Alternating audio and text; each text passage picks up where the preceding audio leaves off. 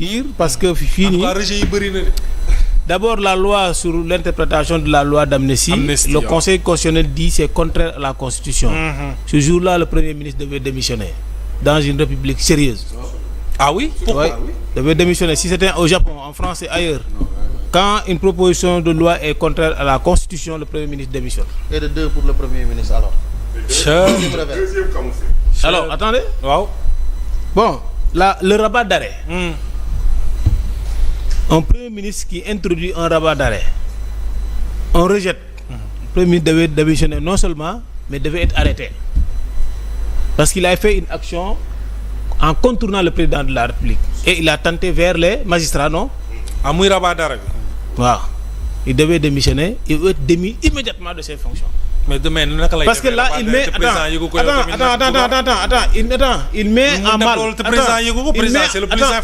Il met en mal. Il met en mal le président de la République et la magistrature. Le chef et le président de la République. Il y a des décisions qu'il ne peut pas prendre sans pour autant consulter le président de la République. C'est leur chef. Il est chef, il n'est pas un patron. Donc quand le patron, le chef maintenant se réveille, on pose devant lui un rabat d'arrêt. La question du Premier ministre auquel peut-être lui il n'en a pas discuté avec le Premier ministre. Vous savez ce que ça fait? Vous savez ce que ça fait? C'est ridiculiser le président de la République. Si le président avait reculé une seule fois, il va reculer une fois et il va finir par être démis. C'est le président qui allait être poussé à la démission. Le rabat d'arrêt n'est pas passé.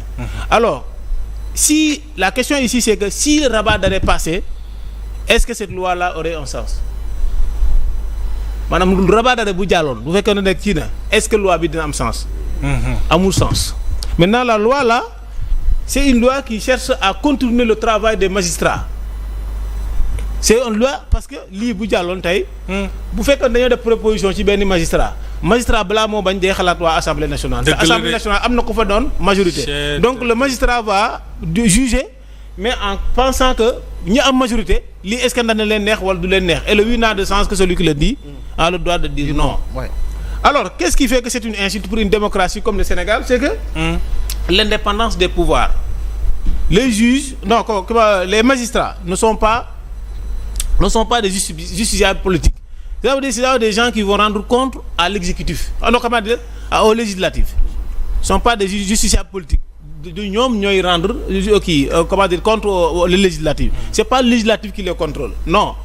Et ça, c'est protégé par la Constitution. L'indépendance des pouvoirs est protégée par la Constitution. Donc comment quelqu'un peut écrire une loi pareille, frôlant la Constitution, tu passes devant la Constitution, tu as lu la Constitution et tu sais que ceci c'est interdit par la Constitution et malgré tout, nga dem déposer loolu. Lii ñu def nii non seulement ils ont rejeté, mais c'est contraire encore à la Constitution. Ce qui fait que ça fait une troisième fois. Et ça c'est une insulte pour le Sénégal. Lii saaga la parce que la Constitution, le garant c'est le président de la République. Donc nit ñi bu ñu fekkee ne ñu ngi oser di contourner, cela veut dire que président assemblée voilà la cour les commissions d'enquête là qui sont à l'Assemblée ñoom ñooy jouer le rôle du président de la République. La magistrature n'aura plus des comptes à rendre au président de la République neex na ko wala neexu ko mais directement à l'Assemblée. C'est que tous ceux qui vont juger maanaam lépp lu ñuy atte dañuy xalaat ne bu ñu paree assemblée ne te bu ñu ñoo atte ba jël décision te consulté wuñu ko cela veut dire que donc boo tey ku bëggoon a libérer boppam wala ku nekkoon dans des déboires judiciaires xam comprendre am nga ay problème justice tout ça tam mënoo ci jóge mënoon nga xëy na mën naa am waxtaanoon nga ak président ci affaire yu mel noonu wala nga bëgg président violer loi bi complètement pour te rendre justiciable pour te rendre libre de toutes sortes yow bu fekkee président mënul def loolu parce que honneur am mayu ko moom mu def loolu maanaam violer complètement loi bi pour yow nga libre benn citoyen boo xam ne mënta nekk yow tu tentes encore une autre beneen manœuvre derrière le président parce que là c'est une manœuvre derrière le président. Vous voyez bien, le président, le chef suprême de la magistrature ne peut pas prendre des décisions sans pour autant consulter le président de la République. Quiconque qui cherche maintenant à contourner ces prérogatives du président de la République, c'est les pouvoirs du président qu'on est en train de prendre. Il y a une compréhension. Le discours, le président n'a qu'à me laisser gouverner. C'est la loi d'amnistie là. Le président n'a qu'à me laisser gouverner. Moi, loi d'amnistie, on est en train de récupérer des prérogatives du président de la République. Ici, c'est un délit, c'est une faute. Normalement, le premier président à la seconde devait démettre le premier ministre de ses fonctions et l'arrêter. C'est ce que Senghor a fait à Mamadou Dia. Ce que Mamadou Dia a fait, vous croyez c'est quoi? Il allait s'emparer de ses pouvoirs. Le président a dit non, comme il me reste un seul pouvoir, je vais l'utiliser contre lui. Et quand il est arrivé, il a pris Mamadou Dia. Il a écarté de Dakar. Quand même. C'est pour devenir le président de la. C'est là où maintenant le régime n'était plus parlementaire. Nous avons un régime tantôt parlementaire, c'est un régime hybride. Parce que l'article 43, le président définit la politique de la nation. Oui. 53, le premier ministre définit la politique du gouvernement. Chef du gouvernement, représentant du gouvernement défend l'Assemblée. Mais maintenant, que veut le premier ministre? Très bien. Lan la bëgg que bu dugalaatoon tey ne man damaa war a libre ci procès yi ma topp nii affaire yooyu noonu procès yooyu noonu dootul jaar ministère de la justice dootul soxla président dootul jaar foofu daa bu jàlloo moom assemblée lay dem ne defal leen ma lii ñu ne juge bi am na lu fa Sonko déposé xoolaat leen ko gars yi xool ko ñëw mu ne il faut ngeen xoolaat ko def ba mu nuroo li ñu bëgg ñu andi ko assemblée nationale yëkkati loxo ñu ne waaw loolu la mais loolu c'est une aberration c'est une insulte non ces gens là il faut qu'ils arrêtent et ça je les interpellant il peut pas être des cadres et des cadres aussi nuls que ça di xas coalition ñii bu ñu leen bàyyoon nag Macky Sall fii ba 1000 ans Macky Sall du leen gagné mi li moo tax Khalifa Sall nax leen yeewu askan wi ndax leen am ay député ki maire ñu toog foofu di seetaan parce que li ñuy pën si doonu ngay yaakaar ne ñooñu c'est des cadres des intellectuels lii yëfu dof la et pour la 3e fois des lois contraires à la constitution contraire à la Constitution et la personne qui manœuvre ces choses-là c'est le Premier ministre et derrière toutes ces lois-là se trouve une manœuvre de récupérer les prérogatives du président de la République. Très bien. loolu c'est insérieux c'est irresponsable de la part de Ousmane Sonko. démb rek am na lu ma doon wax ci moom mais lii nii encore c'est du n'importe quoi loo xam ne xewaat na ci kanam te man du ma ànd ak nit bu ma ànd ak yow ñuy bañ dara mënuñu mukk ñu gérer ab nguur ma ne damay ànd ak yow parce que dañoo ànd rek du ma la wax dëgg loolu xalaatuma ko. Très bien alors moom rassurez-vous. Momo sur la décision du Conseil constitutionnel. waaw xam nga Bassirou Diomaye Diakhar Faye. qui corrige quelque part l'Assemblée nationale.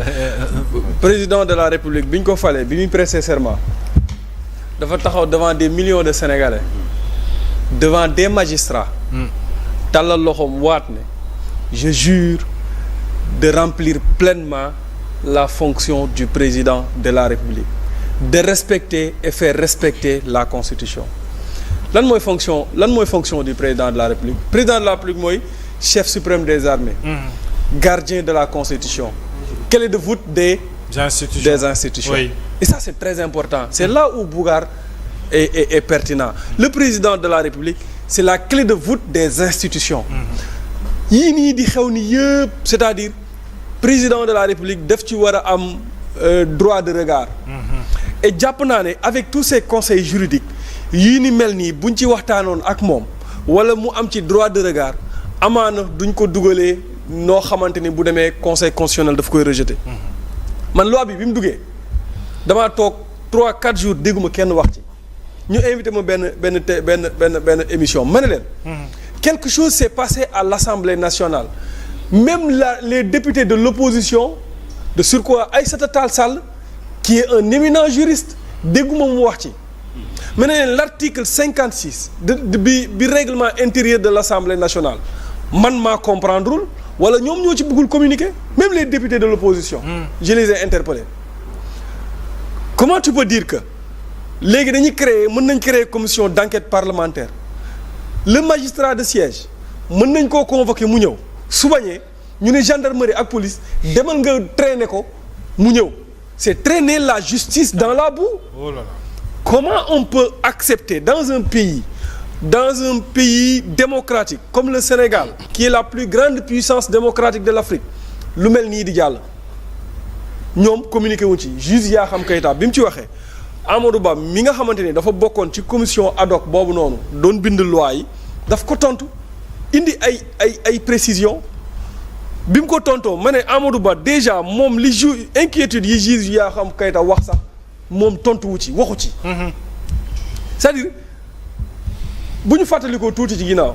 non pour mu gën a simple maanaam benn Momo Cissé mën na xëy rek ne Mouhamed mii magistrat la man maa ko doon corrompre pour mu invalider Sonko et l'Assemblée nationale crée une commission d'enquête woo juge bi mu ñëw Mouhamed Diop mu ñëw ñu déglu ko ñu ne kon Momo Cissé comme moo corrompre Mouhamed léegi décision bi mu rendre baaxul. quand même. Ah ouais. mu ngi mel ni comme loolu bu jàlloon par exemple bu njëkkoon loi bi bu fekkonte ni njëkk naa jàll rabat d'arrêt bi ñu rejeter rabat d'arrêt bi kenn mun naa jógee fële ne juges yi dañ leen a corrompre on va convoquer les juges ñu ñëw. Ils vont reprendre ça. et ils reprennent ça te bu ñu jëlaat décision il faut ñu bàyyiwaat xel assemblée nationale pour ñu jël décision. Mais c'est extrêmement grave. Parce que là, oui, la séparation des pouvoirs. Le problème qui se pose, c'est pas une question qu'ils vont, mais ils risquent d'être collés au motif. Et quand on les colle au motif, c'est la police ou la gendarmerie qui va les prendre. Mais quelle police? Les gens vont les prendre pour les ridiculiser. Oui, en fait. Quand même. Et ils